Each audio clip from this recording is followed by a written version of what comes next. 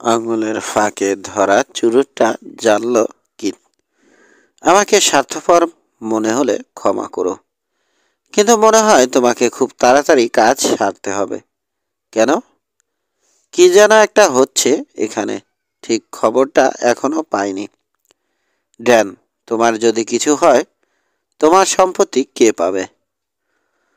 অবাক হয়ে সে উপলব্ধি করল এ প্রসঙ্গ নিয়ে কোনোদিন ভাবেনি। ডিলান ন্যাসি ছিল তার একমাত্র আপনজন।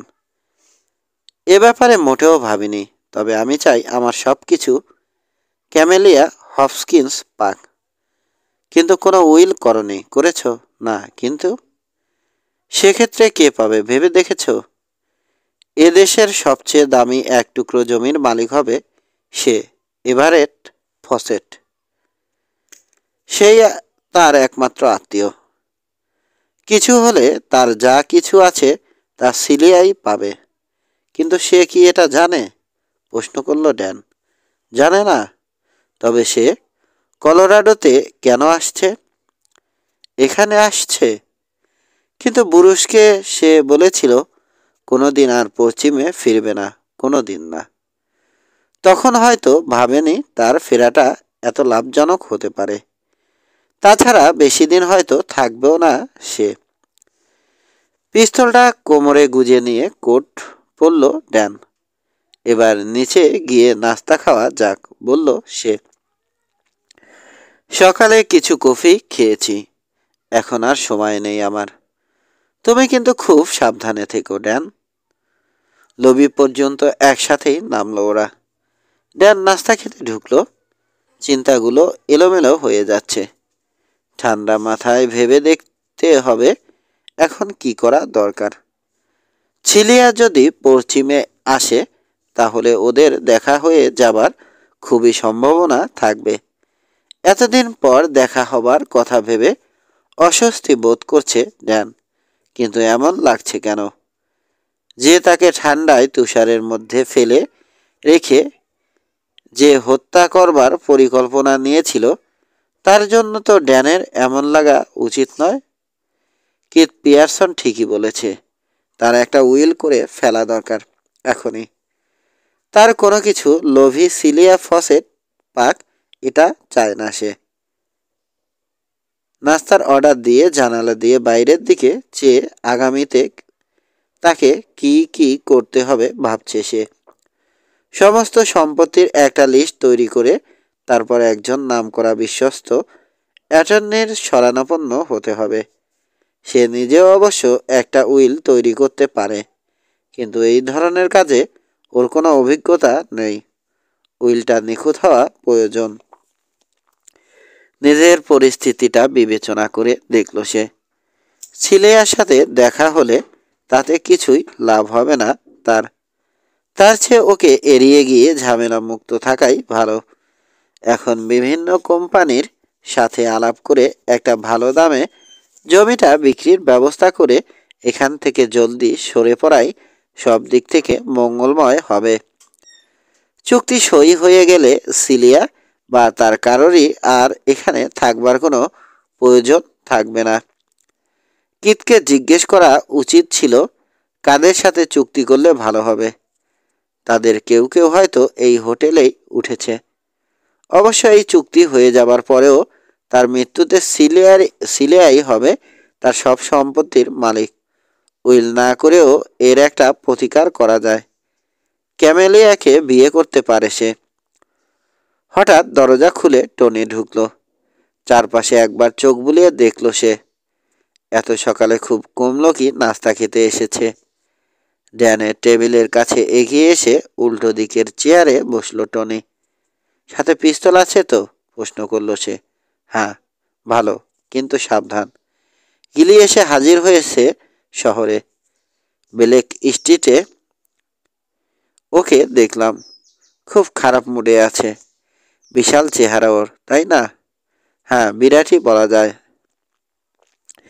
প্রায় 250 পাউন্ড হবে ওজন, কিন্তু শরীরে কোথাও বাড়তি চর্বি নেই।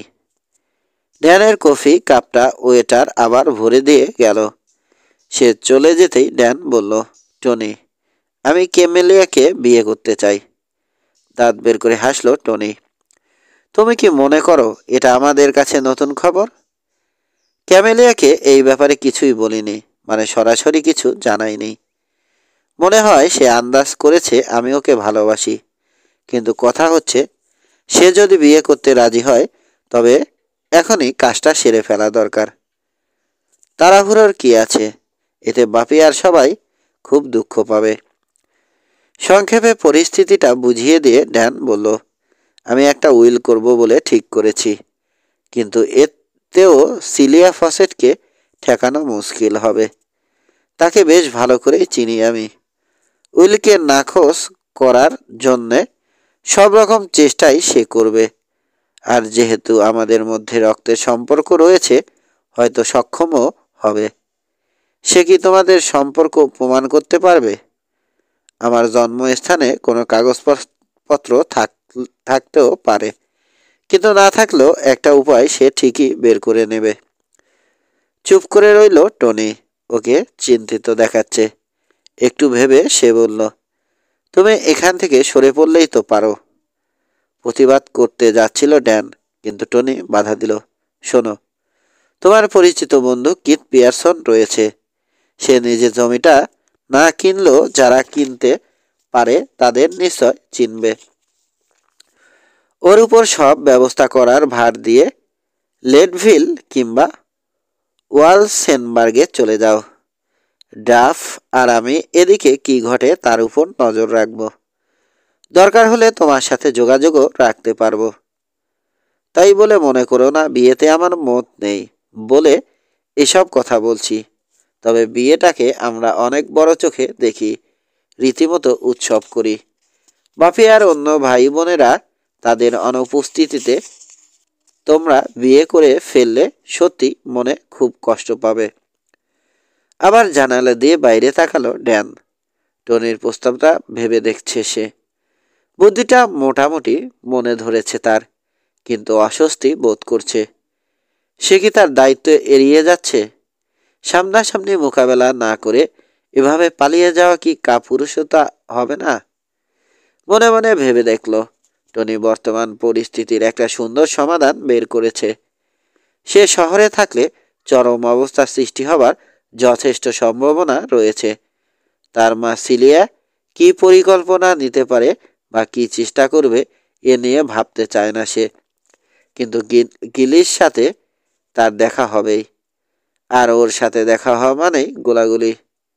ডেনভার আগের মতো সেই সীমান্ত শহর আর নেই। এখন এখানে আইন শৃঙ্খলা রয়েছে। ব্যক্তিগত বিবাদ মেটাতে গোলাগুলি করাটা এখানে খুব ভালো চোখে দেখা হয় না। শহর ছেড়ে চলে যাওয়াটাই বুদ্ধিমানের কাজ হবে। কিথ পিয়ারসন বিশ্বাসযোগ্য লোক। তাছাড়া ইচ্ছা করলে অন্যের মারফতও সে জানতে পারবে কত টাকায় চুক্তি করা হলো। তোমার পরামর্শটা বেশ ভালো বলেই মনে হচ্ছে, বলল ড্যান। আর সন্ধ্যার মধ্যে সব ব্যবস্থা শেষ করতে পারলে আজ রাতেই শহর ছাড়ব। ঠিক আছে, তোমার জন্য একটা ঘোড়া তৈরি রাখব। টনি উঠে দাঁড়ালো। ড্যানও ওর সাথে উঠল। প্রায় কিছুই খায়নি সে। টনির সাথে কথা বলতে বলতে ওর খাবার জুড়িয়ে গেছে। হঠাৎ দরজাটা আবার খুলে গেল। ক্যামেলিয়া ভিতরে ঢুকলো, কিন্তু এক ভিন্ন ক্যামেলিয়া। ড্যান ওকে এই রূপে আগে কখনো দেখেনি।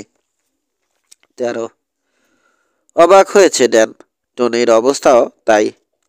এক দৃষ্টে চেয়ে আছে ড্যান।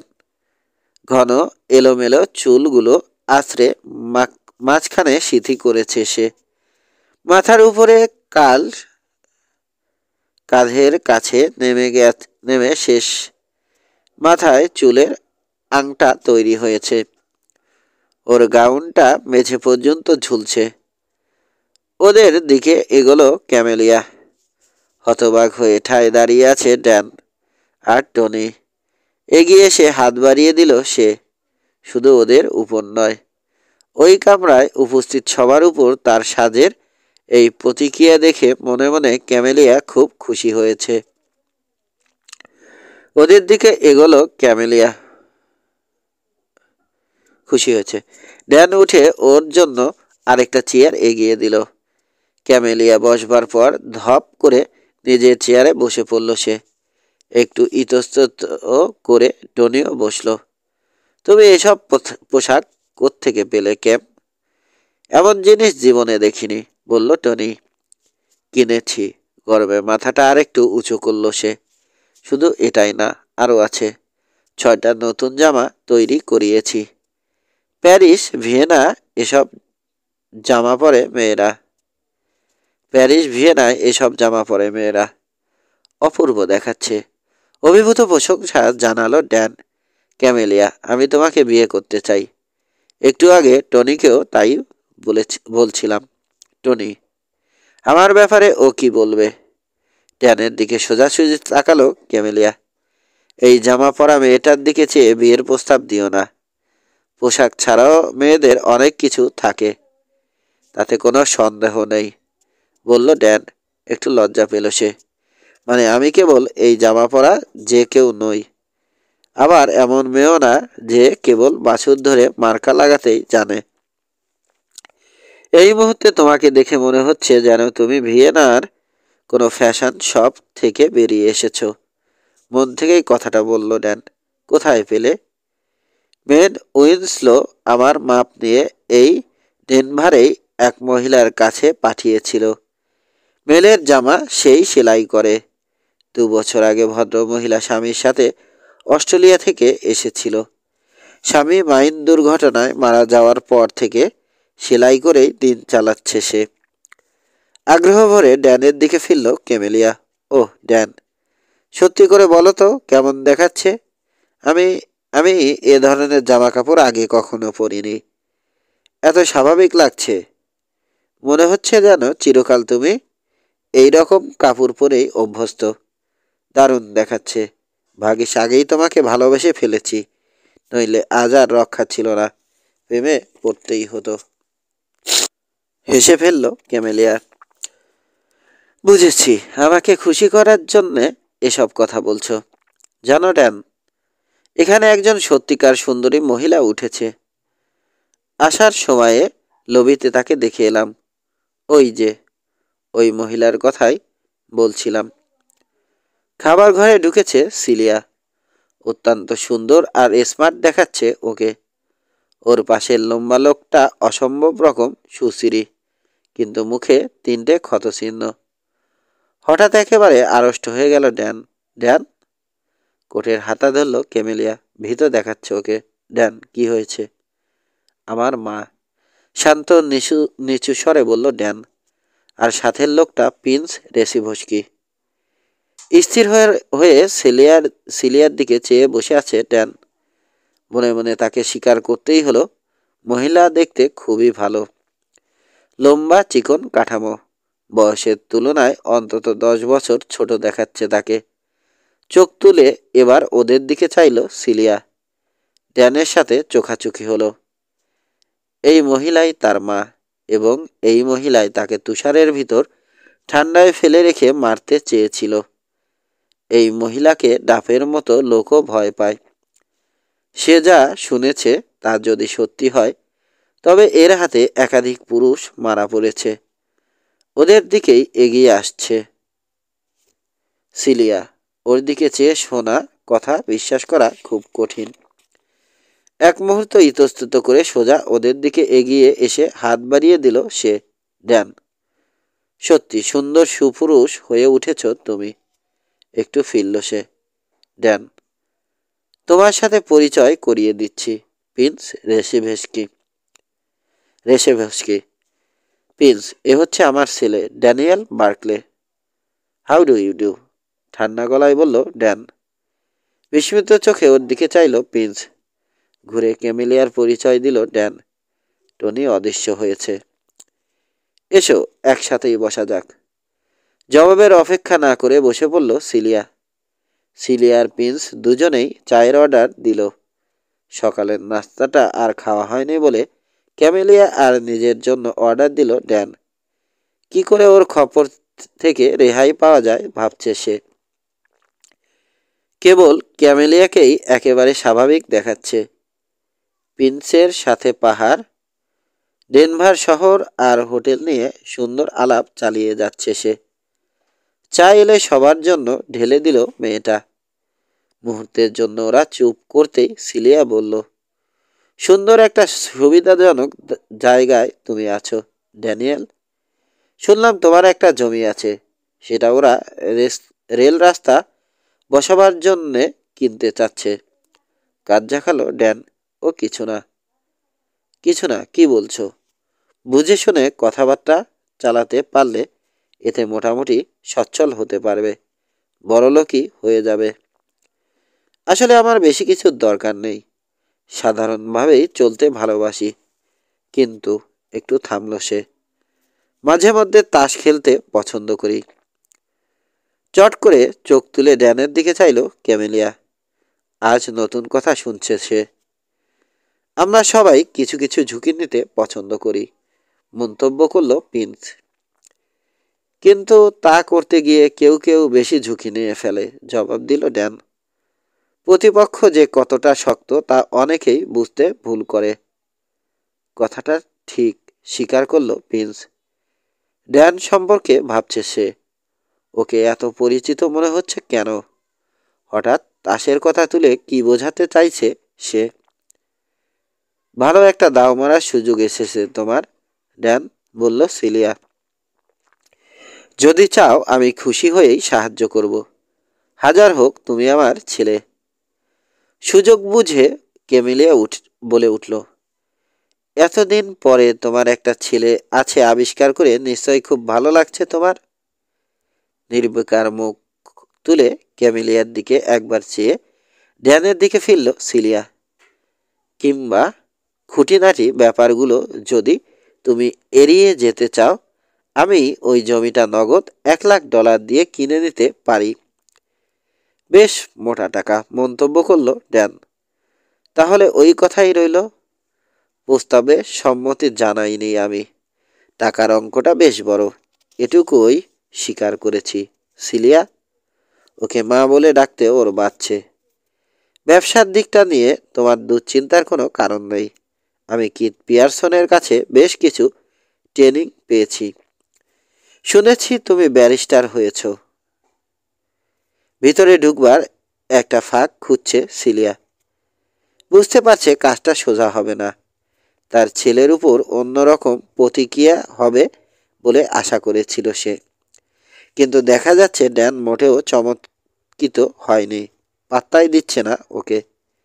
দামটা হয়তো হয়তো আর একটু চড়াতে পারবো, প্রস্তাব দিল সে। সোজাসুজি ওর দিকে চাইল ড্যান।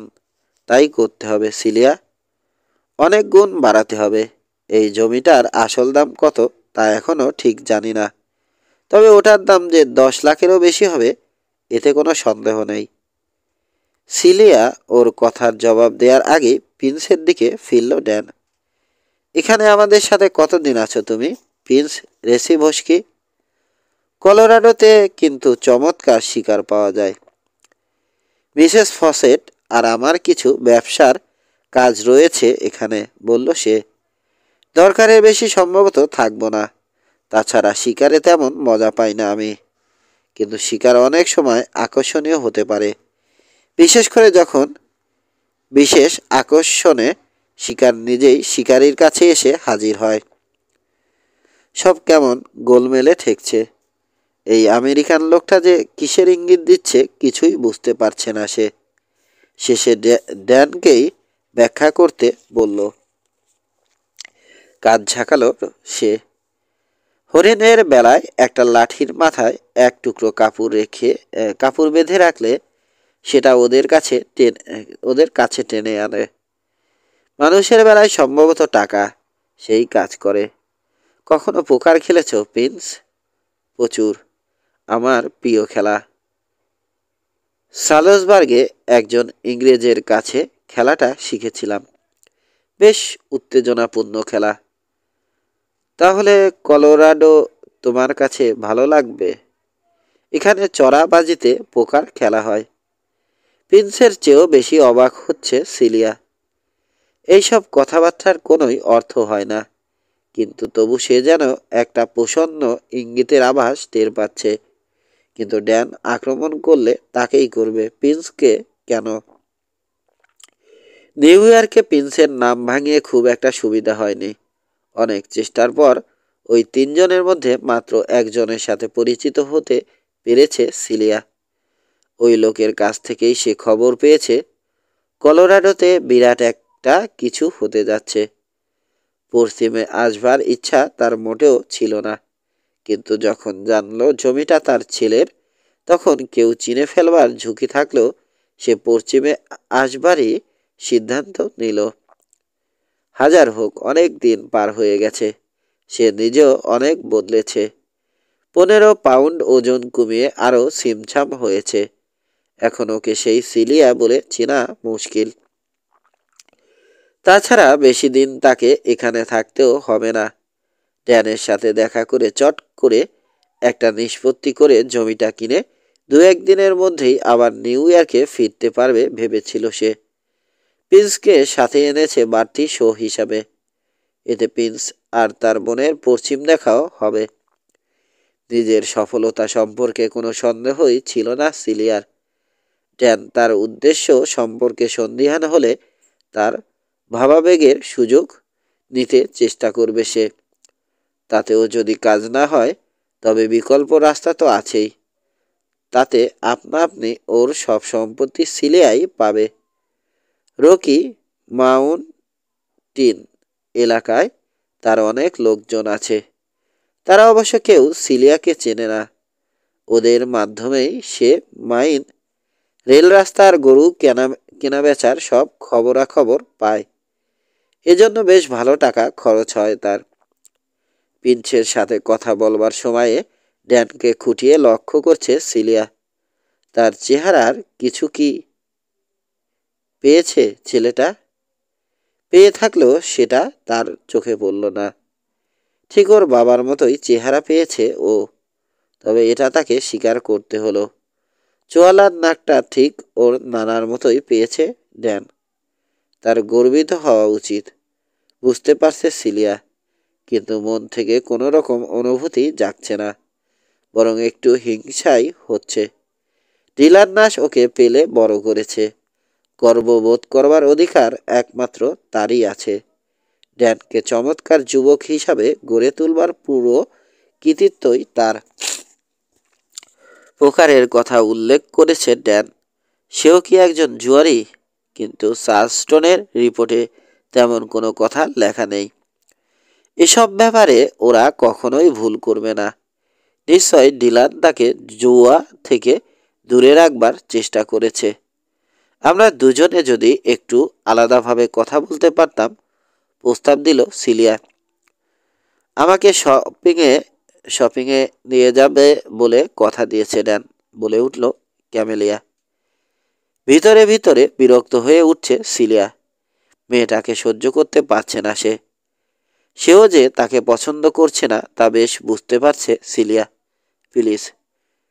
তার স্বরে একটু ব্যঙ্গের আভাস রয়েছে। ও তোমাকে যে কোনো সময় সুন্দর জামা কিনে দিতে পারবে। ব্যবসা এটা জরুরি।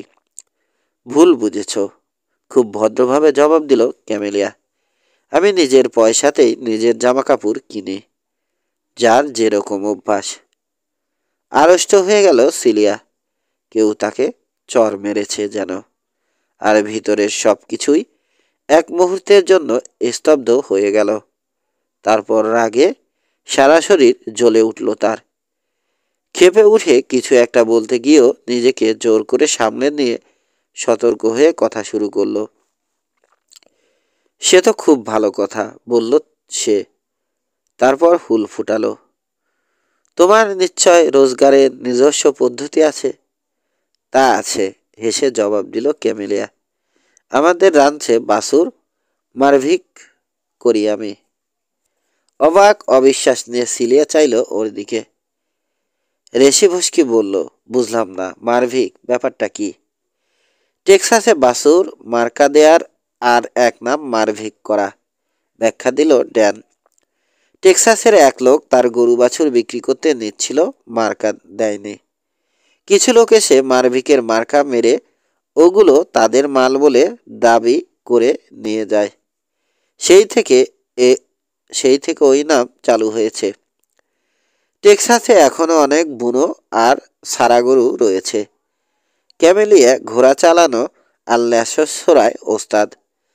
ল্যাসো সুরে গরু ধরে মার্কা লাগানো এখনো টেক্সাসে স্টক বাড়ানোর সবচেয়ে সহজ উপায়। ক্যামেলিয়া শুধু মেয়েদের মধ্যেই নয়, ছেলেদের মধ্যেও ঘোড়া চালানোয় সেরা।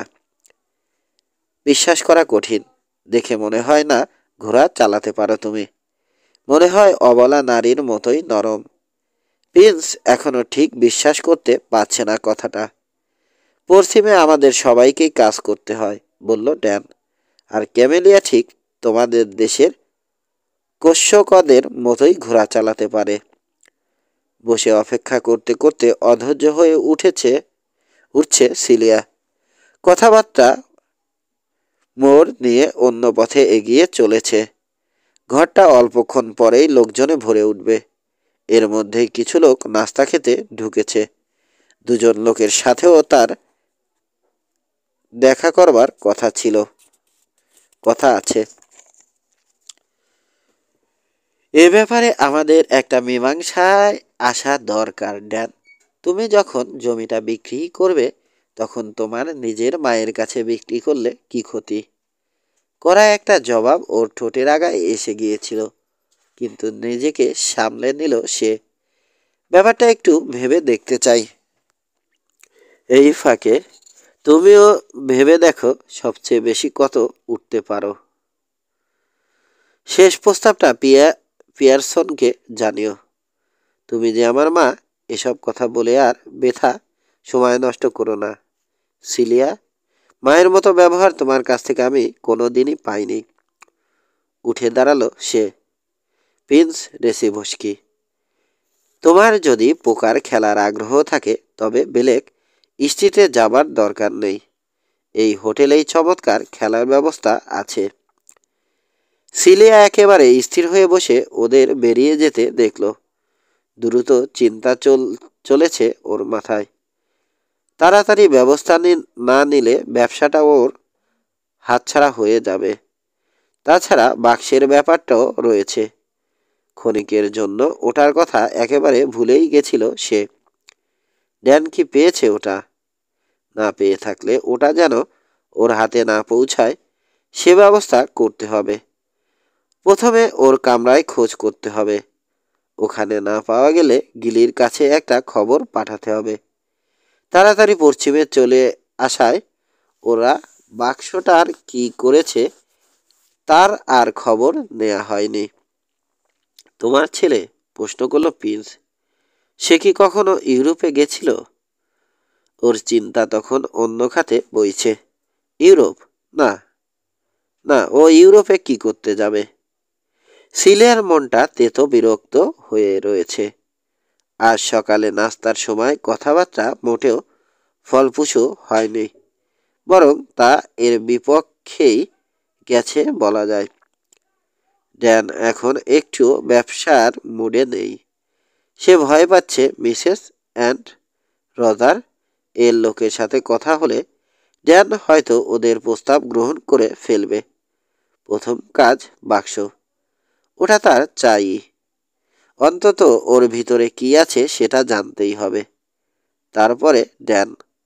বর্তমান এভারেট ফসেটের কাছে যে কোনো সমস্যার সহজ সমাধান হচ্ছে হত্যা।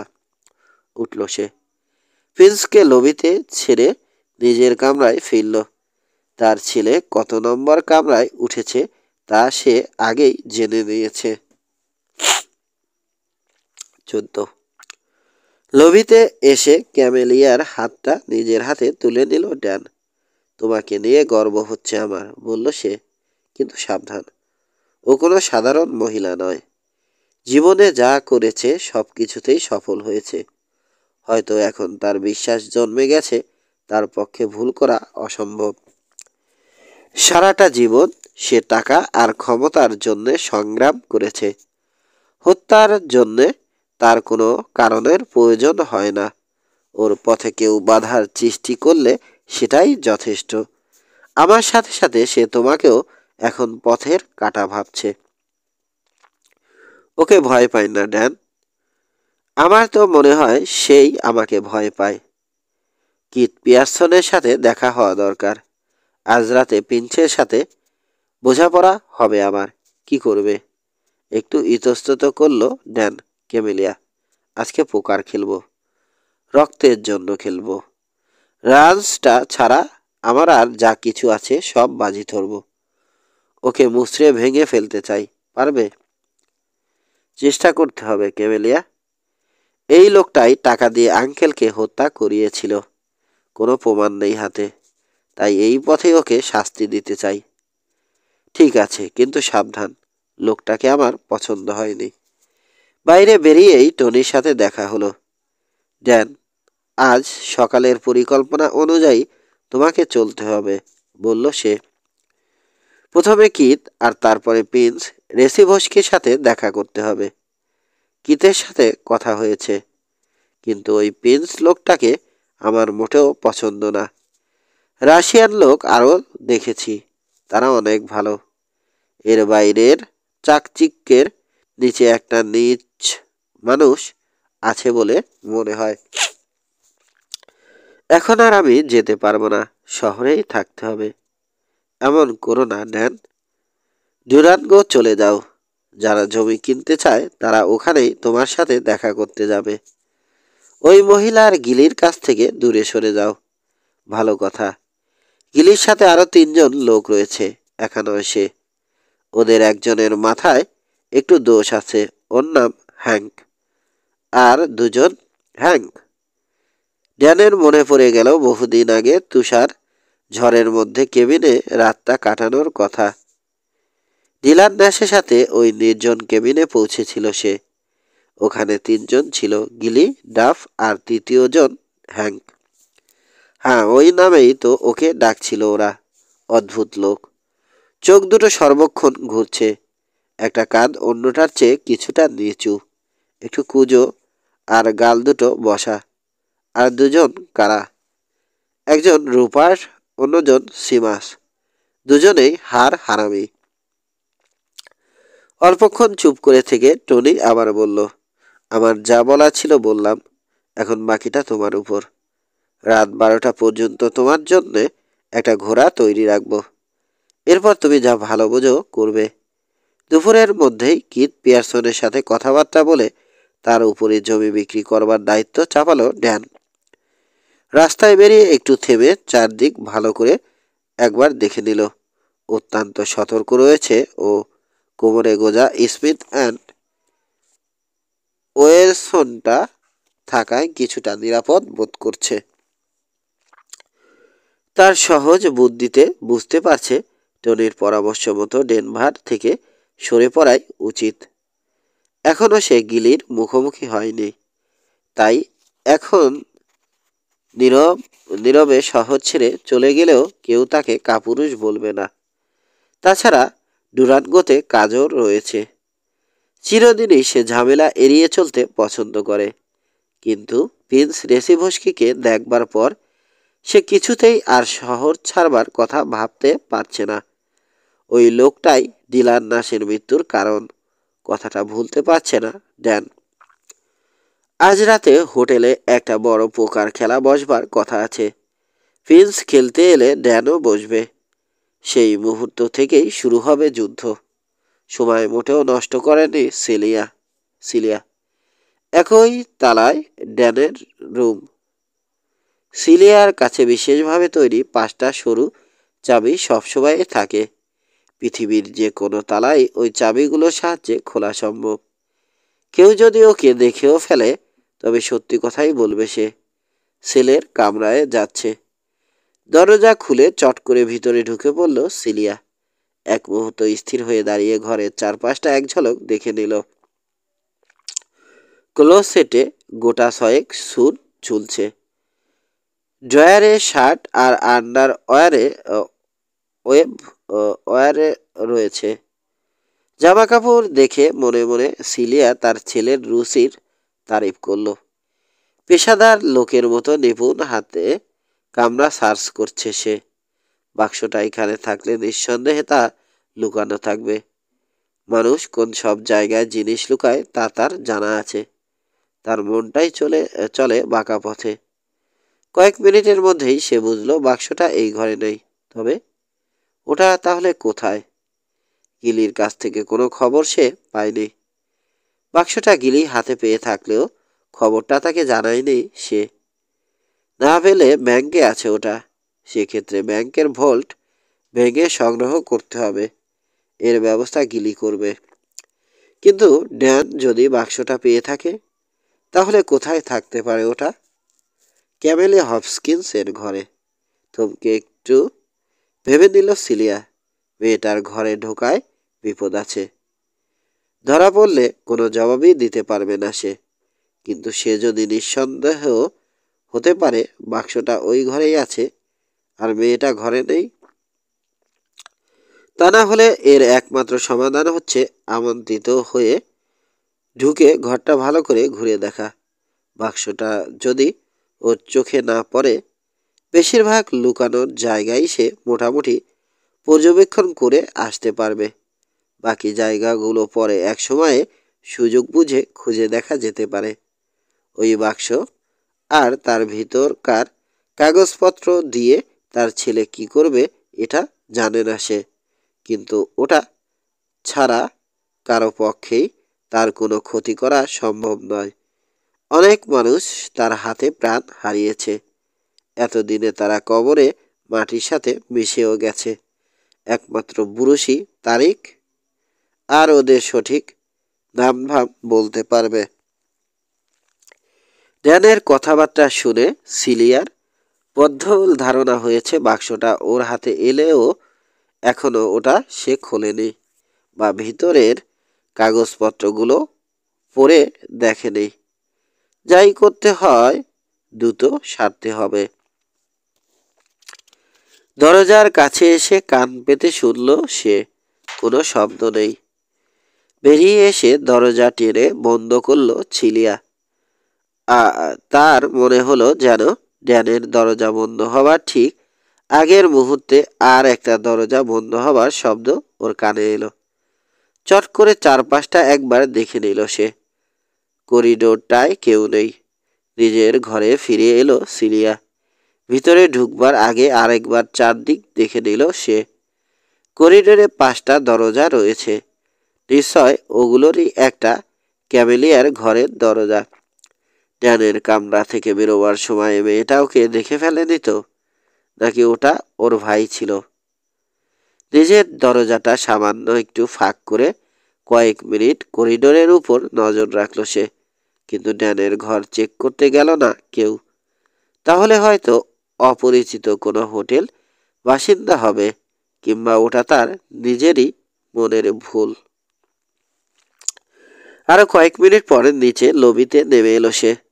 জিজ্ঞেস করে জানলো ক্যামেলি হপকিন্স তার ঘরেই আছে। ক্লার্কের কাছ থেকে কাগজ চেয়ে নিয়ে 3টে চিরকুট লিখে পাঠালো সে।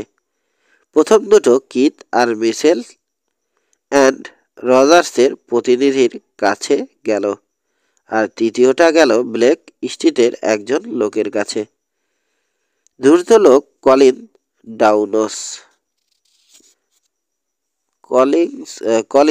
ডাউন্স। ব্লেক স্ট্রিটে ওর দুটো মদের দোকান আছে। ডেনভারের বাজে আড্ডা আর বেশ্যা মহলেও ওর কিছু কিছু ব্যবসা আছে। বিশাল চেহারা ওর, প্রায় 6 ফুট 3 ইঞ্চি লম্বা, ওজন 300 পাউন্ড। পেটের কাছটা মোটা, তারপর উপরে নিচে দুদিকেই সরু হয়ে গেছে ওর দেহ। অসৎ কাজ যা কিছু হতে পারে সবই করেছে সে। কিছুদিন চোরা কারবার আর গরু চুরির পর সে ভেবেছিল ইন্ডিয়ানদের কাছে রাইফেল আর হুইস্কি বিক্রি করে জীবন কাটানো অনেক সহজ। কিন্তু পরে আর্মির তৎপরতা বেড়ে যাওয়ায় আর ঝুঁকি না নিয়ে 2 ব্যারেল ইন্ডিয়ান হুইস্কি দিয়ে একটা মদের দোকান খোলে। টুকিটাকি অনেক অবৈধ কাজ সে এখনো করে বটে, কিন্তু নিজে সবসময় ধরাছোঁয়ার বাইরে থাকে। বেশ কিছুদিন থেকেই কলিন ছোট ছোট চিরকুটের সাথে টাকা পেয়ে আসছে। চিরকুটে বিভিন্ন রকম খবর সংগ্রহ করে পাঠাবার নির্দেশ থাকে। খবরগুলো সে ঘুষ, চুরি এসব নানান উপায়ে জোগাড় করে। ওর প্রথম কাজ ছিল একটা বিশেষ মাইনে কতখানি সোনা আছে তার একটা মোটামুটি হিসাব জানানো। রিপোর্ট পাওয়ার পর ওই মাইনে পুবের পুঁজি খাটানো বন্ধ হয়ে যায়। বেশ কৌতূহলের সাথে ব্যাপারগুলো খেয়াল করছে কলিন। গত কয়েক মাসে সে টের পেয়েছে যে লোকটা খবরগুলো চেয়ে পাঠাচ্ছে তার প্রচুর টাকা আছে। আরও অবাক হয়েছে সে পশ্চিমের ব্যাপারে লোকটার অগাধ জ্ঞান দেখে। যখনই কোনো কাজের জন্য লোক নিয়োগ করবার দরকার হয়েছে তখনই চিঠির সাথে ওই কাজে কাকে লাগাতে হবে সেটাও সে নাম ধরে বলে দিয়েছে। গিলির ব্যাপারেও তাই হয়েছে। নিজস্ব কিছু মেয়ে রেখেছে কলিন।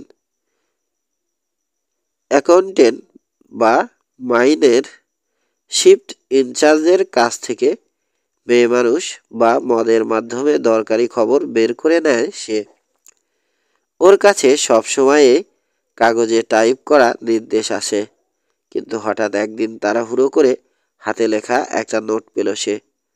ওকে ওই নোটটা পড়তে দেখে ওরই রাখা একটু বয়স্কা একজন চিঠিটার দিকে ইঙ্গিত করে বলল, অনেক দিন হলো ওই মহিলার আর কোনো খোঁজ খবর পাইনি। তোমার কাছে ও কি চায়? কলিনের মাথায় ছোট করে ছাটা চুলগুলো দাঁড়িয়ে গেল, কিন্তু স্বাভাবিকভাবেই কাগজটা ভাঁজ করে পকেটে রেখে সে প্রশ্ন করল, কে? কার কথা বলছো? Cilia Berkeley. ওর হাতের লেখা যে কোনো জায়গায় দেখলেই চিনতে পারবো। ওগা লালায় ওর হয়ে অনেক দিন কাজ করেছি। পকেট থেকে একটা সিগার বের করে ধরালো কলিন। কেমন ছিল মহিলা? ভালো, খুব সুন্দরী, কিন্তু ঠান্ডা। টাকা ছাড়া আর কিছুই বুঝতো না সে। এমনকি ওর প্রেমিক, ওর নাম ছিল বুরুষ, ওকেও বিশেষ পাত্তা দিত না। বয়স কত হবে? ইতস্তত করলো মেয়েটা। নিজের বয়সটা এখন ধরা পড়ে যাবে। ওহ, আমাদের অনেকের চেয়েই সে বয়সে বড় ছিল। এখন 40-এর কোঠায় হবে। পরবর্তী বছরগুলোতে ছিলিয়া সম্পর্কে অনেক টুকরো টুকরো খবর সংগ্রহ করে বেশ বড়সড় একটা ফাইল তৈরি করে ফেলেছে কলিন। এটা কোনো দিন তার কাজে লাগবে কিনা বা আদৌ সে এগুলো ব্যবহার করবে কিনা এসব না ভেবেই ওটা তৈরি করেছে। প্রথম হাতে লেখা নোটটার পর 5 বছর কেটে গেছে। আজ তার কাছ থেকে আবার একটা হাতে লেখা চিঠি পেয়েছে সে।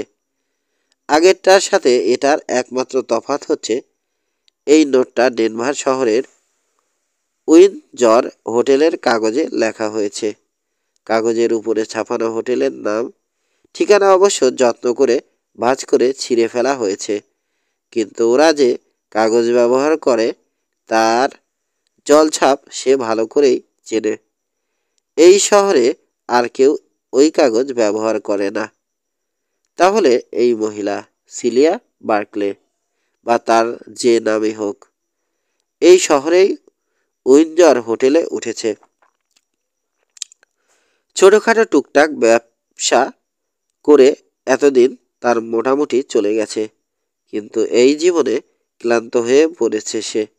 একটা বড় দাও মেরে অবসর গ্রহণ করতে চায় কলিন। কোটটা গায়ে চাপিয়ে উইন্ডজর হোটেলের উদ্দেশ্যে বেরিয়ে পড়ল সে। হোটেলের ডেস্কে বিশাল হাত দুটো রেখে তার ভেজা ভেজা নীল চোখে ক্লার্কের দিকে চাইল কলিন। এক ভদ্র মহিলা এই হোটেলেই উঠেছেন। মহিলা আমাকে একটা ঘোড়া কেনার ব্যাপারে খবর দিয়েছিলেন। শেষ নামটা ভুলে গেছি। সিলিয়া। সিলিয়া কি যেন ছিল তার নাম। বুঝেছি, মিসেস ফসেটের কথা বলছো তুমি। কিন্তু তিনি ঘোড়া কিনতে চেয়েছেন এমন কিছু তো শুনিনি। ঠিক আছে, তোমার নাম রেখে যাও, তাকে জানাবো। মাথা নাড়ল কলিন। পরে আবার আসবো বলেই বাইরের দরজার দিকে এগোলো। দরজা দিয়ে বেরিয়ে যাচ্ছে সে। ঠিক এই সময়ে সিলিয়া ফসেট হোটেলের রেস্তোরাঁ থেকে বেরিয়ে এলো। পিছন থেকে এক ঝলক লোকটাকে দেখতে পেল সে। ওকে দেখে ক্লার্ক বলে উঠল, ওহ মিসেস ফসেট, আমি জানতাম না আপনি রেস্তোরাঁয় আছেন। একজন লোক এসেছিল, আপনার খোঁজ করছিল। বলল আপনি নাকি তার কাছ থেকে ঘোড়া কিনবেন। হ্যাঁ, ঘোড়া কেনার কথা ভাবছিলাম, জবাব দিল সে। লোকটা কি আমার নাম ধরে উল্লেখ করেছিল? না, ঠিক তা নয়, আপনার শেষ নামটা ভুলে গেছিল। তাই নাকি? ঠিক আছে, ধন্যবাদ। নিজের কামরায় ফিরে ধপ করে বসে পড়ল সিলিয়া। ওর পা দুটো থরথর করে কাঁপছে। পশ্চিমে আসাটাই ভুল হয়েছে, বোকার মতো কাজ করেছে সে। কিন্তু কলিন তার নাম জানলো কি করে? আর সে যে এই হোটেলেই উঠেছে তাও ওর জানবার কথা নয়। বিপদ, ঘোর বিপদ ঘনিয়ে আসছে।